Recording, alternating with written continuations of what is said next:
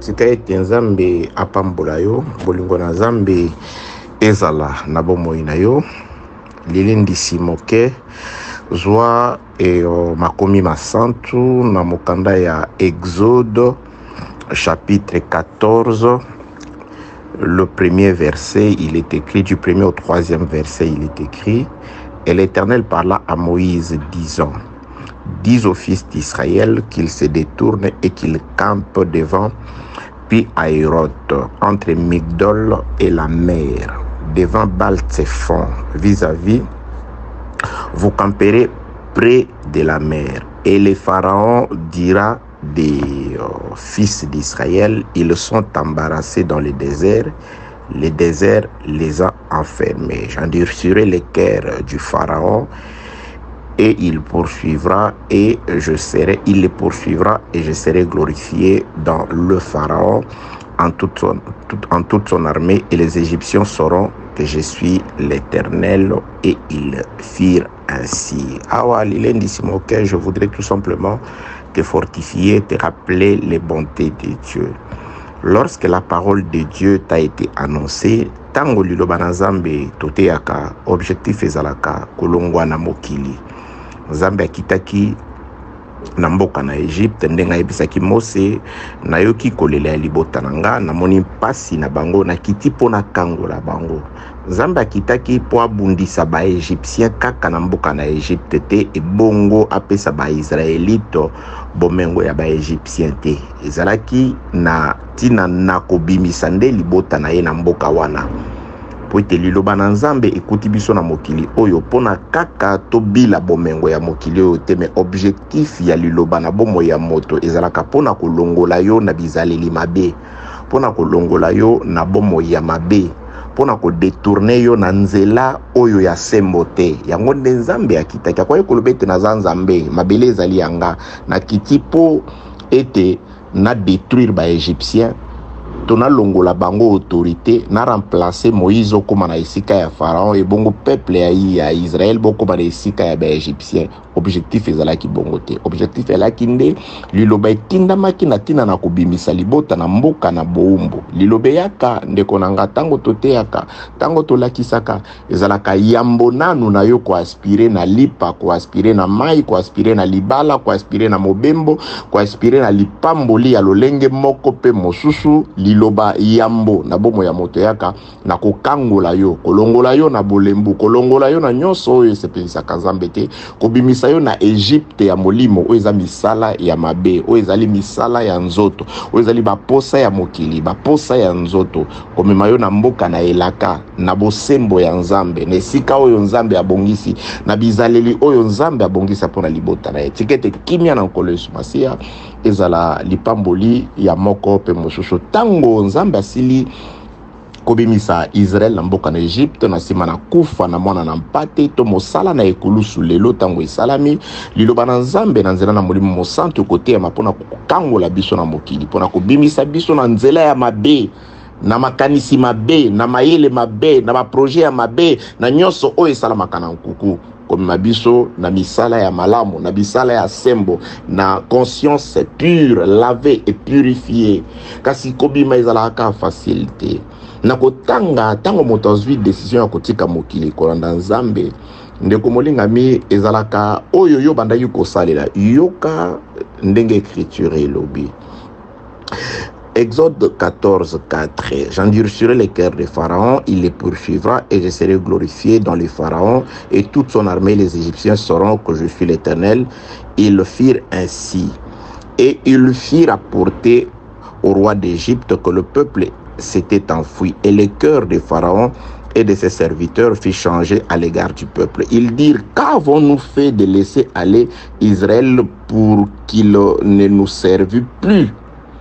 Sikoyo totika ye ayamba Nzambe abongola motema abima na makambo, mais totike pona nipo tokomona esu na ekobo te, tokomona esu na kotonga te, tokomona ye lisusu na bisengo ya mokili oyo te, tokomona ye lisusu na makambo mabe te. Wana nde monguna, nde bademo, ndenge misala ya mabe, ndenge bizaleli ya mabe, bomo ya mabe oyo ozalaki nango liboso. Tango yo ozwi décision te, il faut na changer, il faut na koma kosambela chaque pokwa, il faut na koma veiller chaque vendredi, chaque jeudi, il faut na koma gêner, il faut na landa nzambe, il faut na bima na bomo yo, il faut na tika misala oyo. Monguna sepela katalobi oh totika ye ya kende po liboso bandai ko servir po na biso.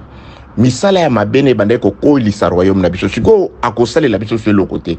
Totika kende kana bolembu boye. Monguna sepela ka bongo te. Yango wana ndo mona ka bato ebele babenga kata kokotuna. Ah, mosali na nzambe. Nazo sosola malamu te. Tango nazaki na ngana mokili, tout allait bien. Tout marchait comme sur des roulettes. Mais depuis na yambeli nzambe etumba, oui ndeko molingami bandi na bisote. Pour tous ceux qui veulent vivre pieusement, ba onye sobani kolanda nkolo Yesu Masia, ba kozwa bitumba na bomo ina bango. Tango nzamba bimisi libota, atombola kiembara moko te ko kene ko bimise, ko kitise na mboka nelaka, mais alekise ki na bitumba ebele. Ya yamboza Egypte alobi bo pona ni totiki bango. Tozasu na besoin service na bangote. Bazaki ba ombo na biso. Bazaki kotongela biso bandako. Bazaki kosala biso misala. Siko totika ba onka na pete boye. Ba bongo la mitema. Ba koma ba santu. Ba koma ba na nzambe. Ba koma ba fille de Dieu tetete tokolanda bango. Nde Pharaon azwaki mokano ya kosangisa bitumba ebundeli na ye. Mapinga na ye pe mboka na ye mobimba na tina na kolanda libota oyo ezwaki motuya ya kotika mokili na bango ya kokende kotambola kolandisa mboka na elaka na nzambe. Tango nyonso tozwaka bien aimé dans le Seigneur, tango yo ndimeli nzambe ebete bitumba ezali, il faut ndimela kanzama conséquence de cause eza lokola o déranger ennemi po te liboso zalaki ya ye sikoyo. Tango yo kobanda kobondelo kozala lumière et lumière kobando sale mabe ya osepela tango linga benda yo azongisa yo okomona tentation ko doubler okomona tako ezalaki facile kokoma difficile okomona tako ezalaki koya ekokoma difficile mais nzamba ebisaki Israël gardez silence, il combattra pour vous. Israël atala na sima moni armée zoya atala liboso moni mer rouge a se retrouver ndenge balobaka entre l'enclume et les marteaux.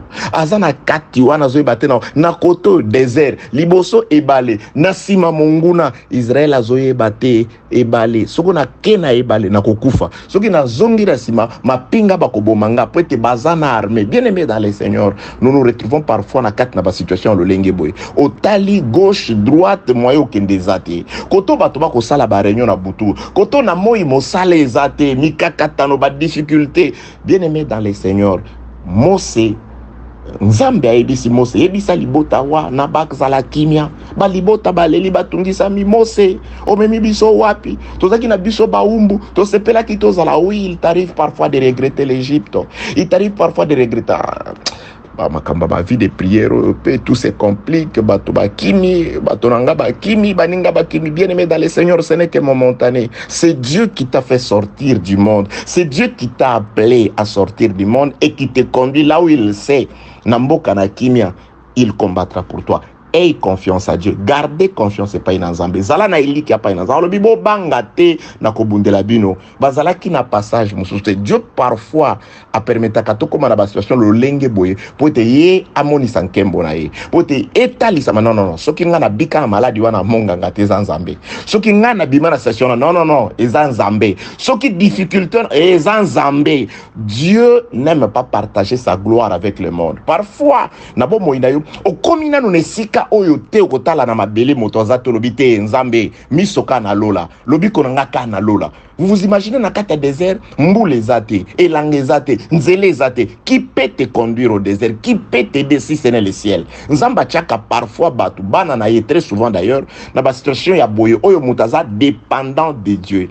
Yo Lazare na kati ya sépulcre okufi déjà, qui peut t'aider nani pour et si koza ba onyo stu ba voisin c'est des morts comme toi, qui peut te faire sortir si ce n'est le Seigneur Jésus-Christ. Yo Joseph, quel que soit Bilaka ou Bapesakio, mais tu te retrouves en prison. Baba prisonnier, qui peut te faire sortir ce moutaouti libandate si ce n'est le roi? Donc il faut parfois tout se retrouve dans la situation où non, ça ne marche pas. Je suis coincé de toutes parts. Je suis coincé de tous côtés. Je suis vraiment comme un sandwich. Naïbite na okende gauche nzelezate, droite nzelezate. Israël atali liboso ebalé. Tokende ebalé mais la biso ou bien to zonga ba tolo tolo ba arme ya pharaon et boma biso. Voilà la situation dans laquelle Dieu a renfermé Israël.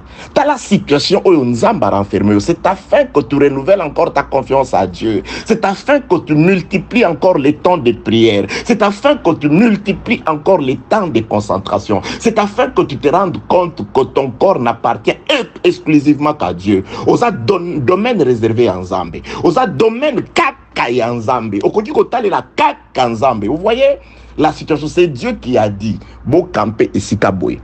Pembeni ya ebale ngana okene ko simba mitema na bango bakolanda bino bakoloba boy babungi bien aimé obungi te nzamba bosanité. Dieu sait alingi kande yo comprendre que gloire ne yo ko partager on a médecin te gloire na yo ko partager on a ami mon côté pour le azaya na pas singam na soin. Dieu veut manifester, je te dis, je t'annonce et je prophétise que Dieu veut manifester sa main dans ta vie.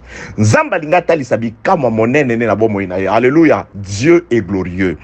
Béni soit le nom de celui qui nous a fait sortir du monde par l'enseignement. L'ité en até kabine zarakete tikana nu yamabe tikabo moya salite nalinga ka prophétie lipamboli nyonso autre baka evanda na ko banga nzambe evanda na ko banda marche ya kotika Egypte ya kotika bandako ya kala ya kotika ba voisin ya kala ya kotika bomo ya kala ya kotika mokili ya kala ya kotika moto pe kokwesa moto ya kala nzamba pambolo na kombo na Yesu Masia.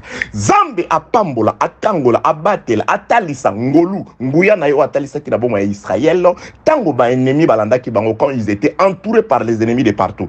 Liboso ennemi à monene ebale o affronté au Koufi nasima armée la plus puissante pharaon na ba char d'élite bisoko ba berger tozane le côté. Que Dieu te bénisse, que Dieu te fortifie, que Dieu te vienne en aide. Bien-aimé obunda te talela nzambe bango na bango ba obunda nzamba fongoli nzela afongoli ebale Israël aleki Israël aleki, l'ennemi du devant, yende abundisa ennemi asika. Israël n'a fait que constater.